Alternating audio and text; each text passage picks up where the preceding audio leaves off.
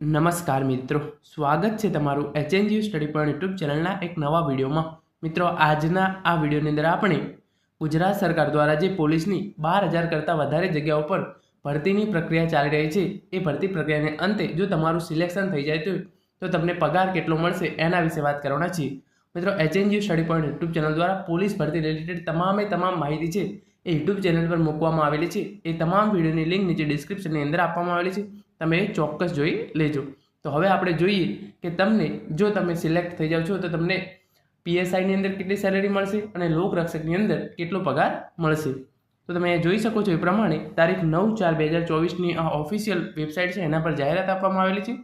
કેટલાક ઉમેદવારો પગાર ધોરણો વિશે જાણવા માગે છે, જેની વિગતો નીચે મુજબ છે, એટલે કે તમને પગાર કેટલો મળશે એની વિગતો નીચે આપવામાં આવેલી છે।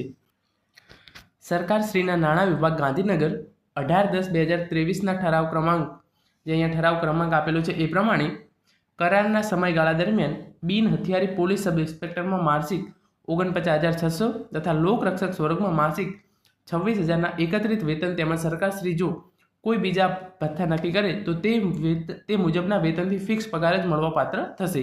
એટલે કે જે PSI છે એની અંદર જ્યાં સુધી તમારો કોન્ટ્રાક્ટ પીરિયડ હશે, એટલે કે જ્યાં સુધી 5 વર્ષ કે 6 જે પણ ફિક્સ પીરિયડ હશે ત્યાં સુધી તમને 49,600 રૂપિયા દર મહિને, અને જો તમે લોકરક્ષકની અંદર સિલેક્ટ થાવ છો તો તમને દર મહિને 26,000 રૂપિયા પગાર છે એ મળવાપાત્ર થશે।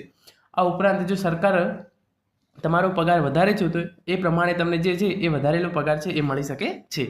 અને આગળ અહીંયા લખવામાં આવ્યું છે એ પ્રમાણે તે મુજબના વેતનથી ફિક્સ પગાર જ મળવાપાત્ર થશે। કરારના સમયગાળા દરમિયાન સંતોષકારક રીતે નોકરી પૂર્ણ કરશે તો જ તે સમયના સરકારશ્રીના નિયમો અનુસાર મળવાપાત્ર પગાર ધોરણમાં નિયમિત નિમણૂક મળવાપાત્ર થશે। એટલે કે જો તમે તમારો જે કરાર પીરિયડ છે એ પૂરો કરો છો, 49,600 PSIની સેલરી અને 26,000 લોકરક્ષકની સેલરી સાથે, તો તમને જે ઓફિશિયલ સરકારના નિયમો છે એ પ્રમાણે નિમણૂક મળવાપાત્ર થશે। અને ત્યારે તમને કેટલો પગાર મળી શકે છે એના વિશે ઇન્ફોર્મેશન અહીં આપેલી છે એ પ્રમાણે બિન હથિયારી પોલીસ સબ ઇન્સ્પેક્ટર 39,900થી તમારો પગાર છે 1,26,600 સુધી જઈ શકે છે, અને લોકરક્ષકની અંદર 18,000થી 56,900 સુધી તમારો પગાર છે એ જઈ શકે છે। તો મિત્રો, આ હતો આજનો વિડીયો, જેની અંદર આપણે તમને પગાર કેટલો મળશે એના વિશે વાત કરી છે। Thank you so much for watching.